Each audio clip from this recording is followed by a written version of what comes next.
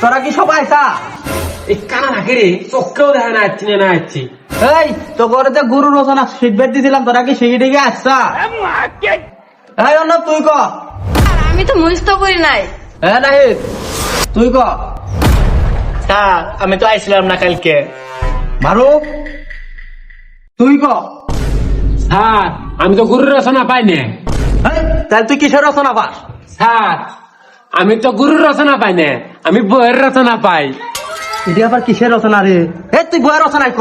Sir কুমু তাইলে তুই ওটাই ক। বইয়ের রচনা ভূমিকা।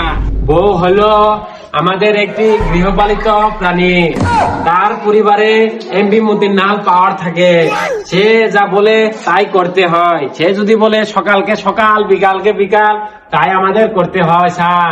আর স্যার বউ আমাদের যদি বলে এক বেলা খাওয়া বন্ধ তাই সই। বইয়ের উড়ে দ্বিতীয় কোনো কথা কইলে আরেক বেলা খাওয়া হবে না, এটা জানা সত্ত্বেও আমরা বইয়ের উড়ে কোনো কথা কই না।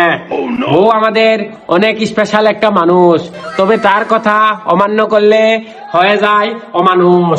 বউ হচ্ছে আমাদের সমাজের একটি এমপি মন্ত্রীর মতো পাওয়ারশাল ব্যক্তি।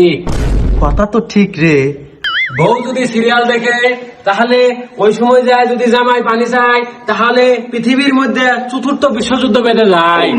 আর ওই বিশ্বযুদ্ধে যদি বউ না জিততে পারে তাহলে স্বামীকে সারা জীবন তার ঘানি টানতে হয়। আর বউ মানে একটি ডেঞ্জারাস প্রাণী। এই হচ্ছে আমার বইয়ের রচনা। আর উপসংহারে বলি, বইয়ের কথা সদা মেনে চলবো, বইয়ের কথাই উঠবো বসবো। বউ ছাড়া আমরা দুনিয়াতে কোনো কথা শুনবো না। ঠিক আছে স্যার, এটাই আমার বইয়ের রচনা। তুই যা কছ সব ঠিকই কছ। তুই একদিন বড় হয়ে নারী সমিতির বড় ইন্দিরা আমি তো দোয়া করে দিলাম। তাই নাকি স্যার?